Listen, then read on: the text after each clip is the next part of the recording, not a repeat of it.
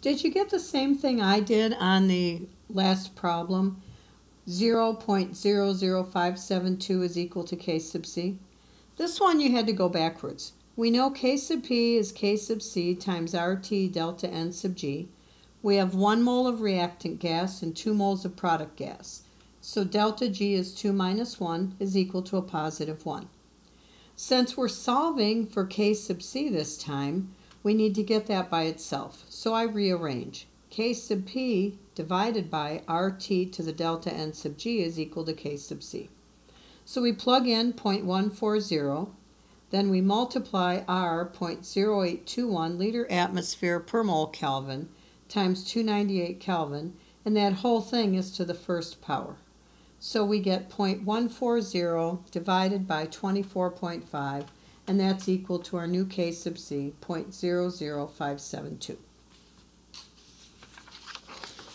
Now, in the previous chapter, we talked about the free energy change telling us whether or not something was spontaneous. The size of the K value can also predict whether a reaction goes forward or it goes backwards. We've already said when we have a large K, it tends to be product favored. If we have a small k, it's reactant favored. So if K is large, then delta G, the free energy, is going to be a negative number. When our K is small, delta G is positive. So think about this. What would delta G be if K is equal to 1? Well, if K is equal to 1, then we're very close to reactant and product favored, and we're at equilibrium. So delta G would be equal to 0. We wouldn't be getting much work because we're not making any product. So if we can compare K, our number at equilibrium, to Q, the number we can measure at any time, we can predict the direction a reaction will move. So Q is any time. Any time during a reaction, we can find the reaction quotient Q.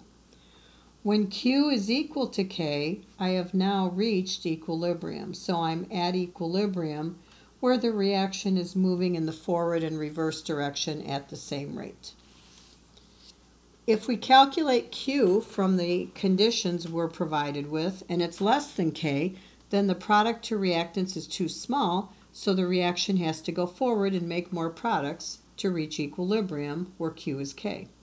When Q is bigger than K, then the products to reactants is too big, so the reaction has to go backwards and produce more reactants to reach equilibrium, so Q will be equal to K. And when Q is equal to K, the system is at equilibrium and it won't shift. So if we go back to thinking about this delta G, we know that when we talk about delta G, if there's no superscript 0, we're just talking about the equilibrium taking place at laboratory temperature and pressure. When we're talking about delta G superscript 0, we're talking about the free energy change at 298 Kelvin and 1 atmosphere pressure. So how do we convert from laboratory conditions to standard conditions?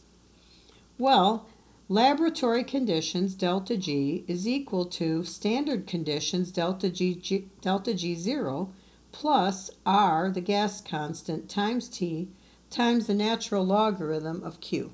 And we can use this to calculate how a reaction will move towards equilibrium. So let's look at an example of this. This reaction, NO2 gas in equilibrium with N2O4 gas, has a standard free energy change, delta G0, of negative 5.40 kilojoules per mole of N2O4. In a reaction mixture, the partial pressure of N2O4 is 0.6 atmospheres. The partial pressure of NO2 is 0.25 atmospheres. In which direction must the reaction proceed to reach equilibrium? Since we don't know if we're at equilibrium, we'll calculate Q, because we're going to compare what I have now to what I would have at equilibrium. So Q is equal to the pressure of N2O4 divided by the pressure of NO2, the quantity squared, because of my 2 here. So I know that delta G under laboratory conditions is delta G0 plus RT ln of Q. Well, now I look at these equations and I think about what information I have. I know my standard free energy change, delta G0. I know the partial pressures of my two materials, so my unknown is the free energy under laboratory conditions. So let's go ahead and plug this in. So delta G, my unknown, is equal to delta G0 minus 5.40 kilojoules per mole plus R, the gas constant, 0.0821 liter atmosphere per mole Kelvin, times my Kelvin temperature, 298.15. How do I know it's 298.15? Because it doesn't tell me, and I'm comparing it to delta G0 now. Times the natural log of Q. And we've said now Q is 0.60 atmospheres divided by 0.25 atmospheres, the pressure of NO2, the quantity squared. So now as I chug through this, my delta G is equal to minus 5.40 kilojoules per mole plus this whole mess multiplied together. So I plug this all into my calculator at once. I'm going to have only 2 sig figs when I do my division. Then when I take the natural log of that, I get 2 places to the right of the decimal, and I'm going to be limited by my 3 sig figs here. So this is equal to plus 5.60 kilojoules per mole. That's equal to 0.20 kilojoules per mole is my delta G under laboratory conditions.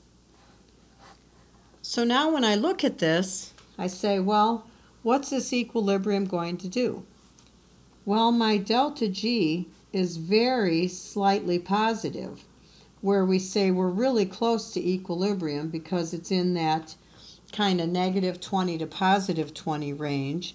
So since it's slightly positive, it will be non-spontaneous moving forward. So it will actually shift in reverse to reach equilibrium. So it will shift very slightly in reverse. And that's the kind of information we can get from this relationship. So now just take a few minutes at your seats, go ahead and stop this video, and you do this one. And I'm going to show the solution to that on the next video.